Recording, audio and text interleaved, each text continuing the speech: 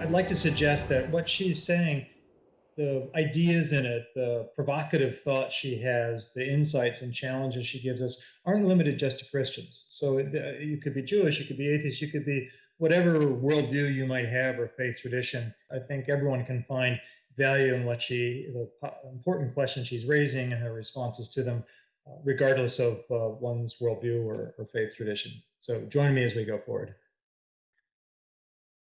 This Dorothy Sayers piece that we'll be talking about, why work, in many ways answers the question of why work.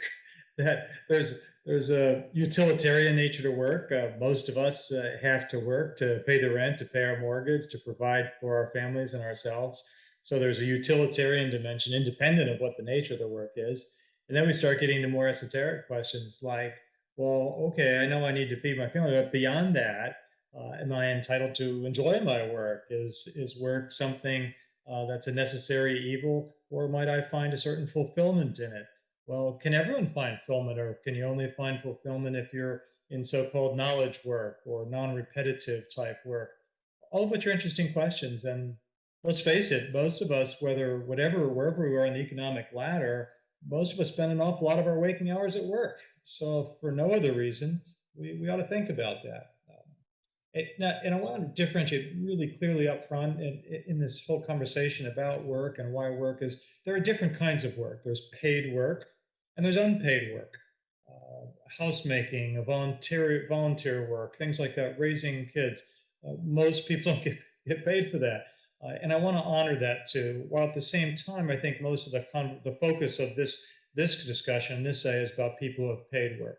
I also want to honor the people who, through disability, accident, illness, aging, being fired through no fault of their own or no fault of their own, or being laid off through no fault of their own, that they may want to work but can't. So work gets kind of complex. It consumes a lot of our identity. When people, particularly in the U.S., ask, "What do you do?" Well, they usually aren't asking, "How's your tennis game?" or "What book have you read recently?" or "What movies do you like?" Usually, mean, "What do you do for work?" So it permeates every part of certainly of North American life, and in different ways around the globe as well. But the pandemic certainly has left a thumbprint. It's both constrained some people's abilities and it's opened up horizons that some never had. This conversation, for example, is a perfect example. I'm not sitting in Princeton, New Jersey right now. I'm in another state doing my job, working. So for some people, the ability to have remote work opens up opportunities. Let's say you're taking care of an ill spouse or child, or an elderly parent that has aging issues that you need to be nearby. So there's many wonderful things. But on the other hand, not everybody has access to the internet and those sorts of resources.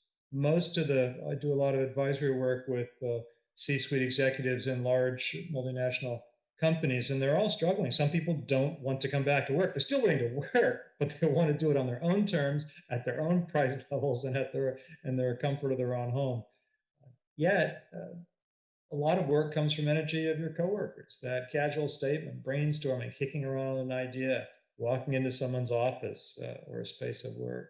So yeah, the pundits are all talking about the future of work, uh, and frankly, no one knows the answer. But it is changing. It is changing. But for thoughtful Christians who like to dig deep and ponder some of the great questions of life and theology and their faith, they might pose this question: what's the relationship between my work, my Sunday and my Monday, if you will? And statistically, in my own research, shows us that many people, regardless of their level of seniority in an organization or the type of work they do, a disturbingly large percentage of them feel a complete disconnect between their Sunday and their Monday. It's not that they're different people, they're still the same person, but sadly, the focus of most Sunday worship services in most congregations, again, I'm generalizing, obviously many notable exceptions, is very much not about the workplace. It's not about helping equip the saints for Monday through Saturday, if you will. It focuses on the inner life of the church. And to be sure, that's important, and praising, worshiping God for Christians is important. But a lot of folks I work with privately or through programs and seminars and events that I do or on campus, people are saying, but wait, if my faith is supposed to be that central, ought it not have something to do with my daily work? So I've been unpacking that over the years, and there's really sort of three pieces to it. I think one piece is the work itself, what I'm doing, what I'm making, creating, repairing, fixing, designing. So the actual work itself. Um, the other is the workplace. Where am I doing it? What's the content of the workplace? And the third is the worker, him or herself. So who am I? What am I doing? And where am I doing it? And throughout all this, many more and more people, particularly the quote unquote younger generations, are seeking meaning and purpose in their work. And it doesn't matter whether it's a low or high paying job, they want to be respected, they want to be valued, and they want to have some sense of that their work matters to God. I find Dorothy Sayers really remarkable, given the context in which she was raised and the hurdles and barriers that any woman, particularly of intellectual capacity and curiosity, which she certainly was deeply gifted in as a novelist, as a writer, as a theologian, all sorts of things, that she was ahead of her time. She was ahead of her time in some of the questions.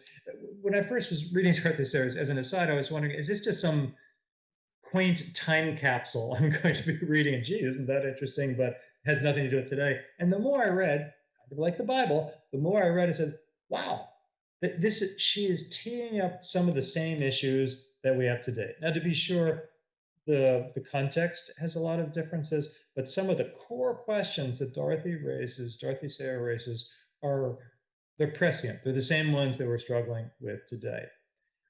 Dorothy Sayers, over 100 years ago, comes up with three propositions from a Christian worldview of how to think about work. Why work? Well, first is work as a calling, work intrinsic in itself and not because of its utility is a calling.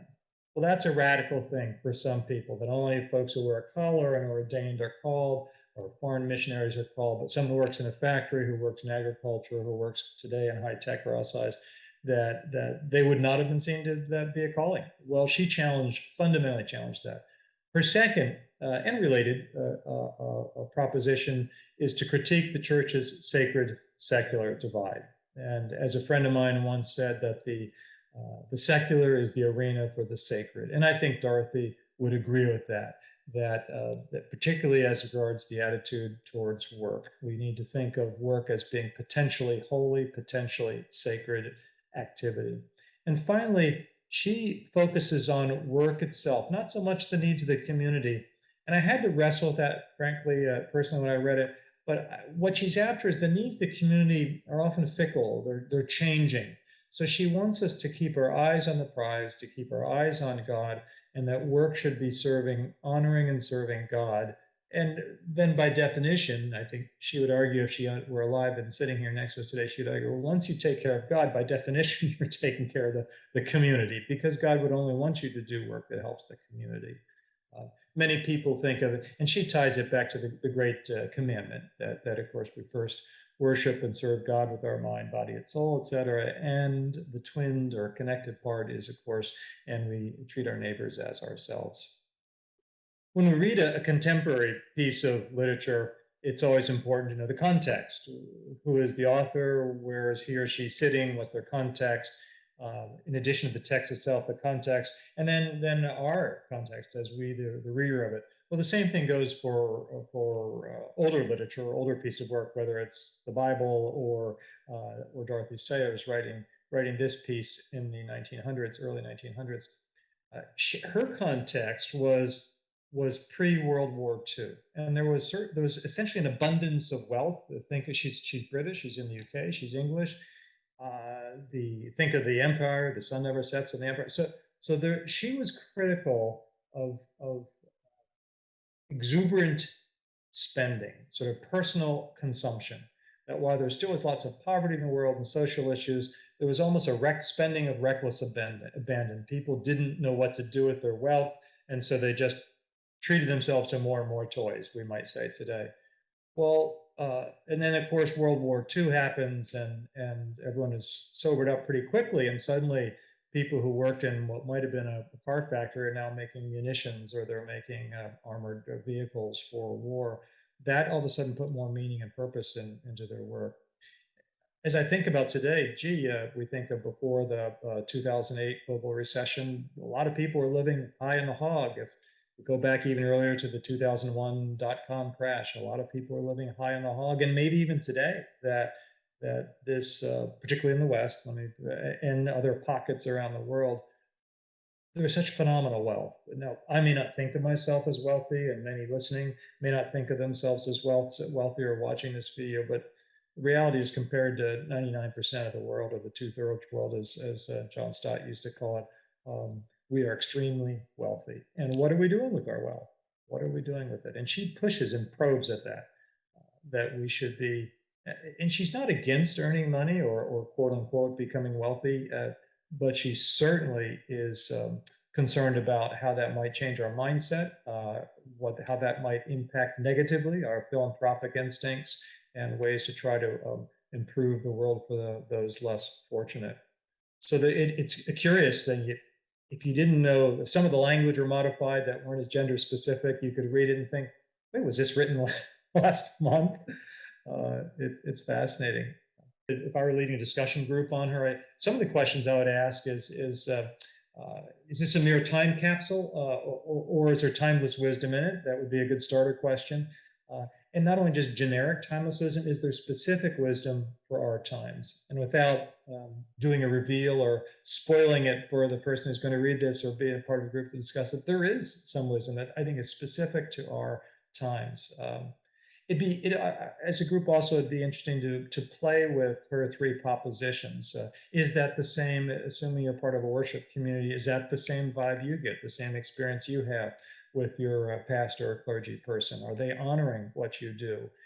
Every September, when many churches have all the school teachers stand up and they're kind of ordained to go teach, well, do they also in April have all the CPAs stand up who are working their tail off for tax season, and to ordain them to do honorable, good, excellent work? Probably not. Do you hear sermons that talk about and honor work regardless of its nature, and encourage people? Probably not. So I think they'll find her writing really provocative. So often I think of the workplace as this receptacle for the human experience, particularly as a Christian who ought to always be thinking about our neighbor, that the workplace puts us into contact with people, in many cases we might never otherwise be in or outside of our socioeconomic statuses. So I would press in that area as a discussion. So, okay, so what do we do about that? What agency do we have? When I was doing my theological studies and was learning Hebrew, biblical Hebrew and Greek, to read the two testaments respectively in those languages, which by the way was a struggle. But I had one epiphany, and that was the Hebrew word avodah. So you could pronounce it different ways, but in the tail end of the essay, I put that or my comments as an epilogue. And I'd be curious what Dorothy Sayers would think. But the word avodah is still in modern Hebrew, still is used, and essentially has three different meanings. If you look in the Hebrew scriptures, the Old Testament, based on the context, the word avodah can mean one of three different things. It can mean work, like work at a job, work in the fields, labor, whatever kind of work it might be. Another use is worship, worshiping Yahweh, worshiping the King of Kings. It also could be worshiping Baal, the bad guy. So work, worship, and the third is, thinking this is a triangle. The third is service. You might remember that verse, "As for me and my house, we will serve the Lord." So work, worship, and service as a triangle, I find is a beautiful, perhaps a Trinitarian way of thinking, that there's a check and a balance, as well as a tension and a potentiality between those three words. And that might be an interesting framing to look at avodah, work, worship, and service, and map that alongside Dorothy Sayers and see, well, where does she put her accent? And that's great. She's lifting up something which needs and needed and still needs to be lifted up. Let's make sure we don't overcompensate. That would be the question I would throw out to the group. Is she overcompensating? And maybe not, maybe not. I think a couple things I would challenge her on her writing is, a further challenger is, she doesn't really touch about different socioeconomic places in society, which is kind of curious because she would have been the victim herself. Or not, victim may not be the right word, but she certainly would have seen poverty and understood it.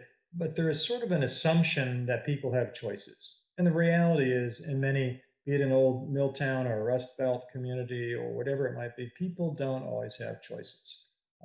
And that gets really tough. So, how does that play into her three understandings? Let's say your only work is to be at a hamburger stand working, or a checkout clerk, or stocking shelves in a big box store.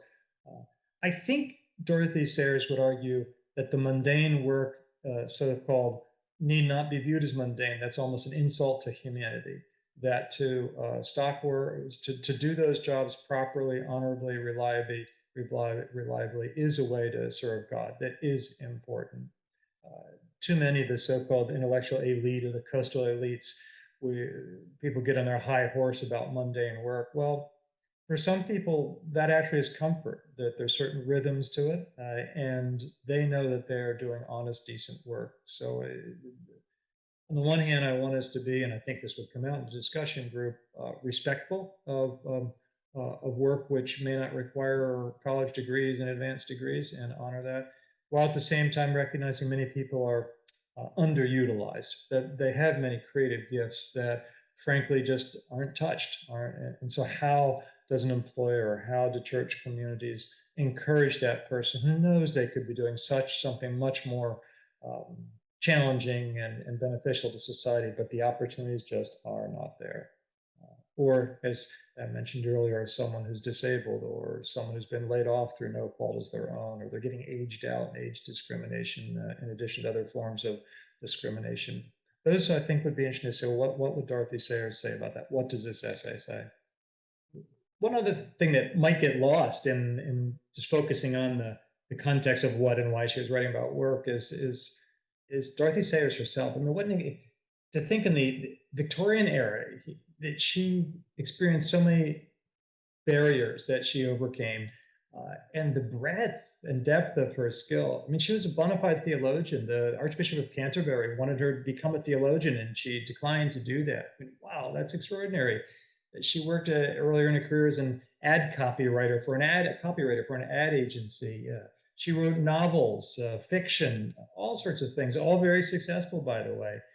And in her personal life, she had an affair, had a child, uh, did not have an abortion. She carried the child. She moved away for a while, carried the child to term, and had it adopted. But then later came back and ultimately readopts the child back herself, but keeps the father's name, and no one ever really knew it was her child.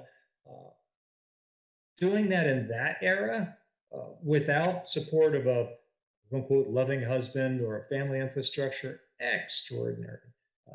Frankly, all that would be very hard to do today with all the social movement we've had on some of these questions, the less social stigma on some of these questions. I mean, she must have just been one extraordinary woman and one extraordinary human being. And like many extraordinary people, that doesn't mean we're always going to agree with them, but what a rich conversation partner to have.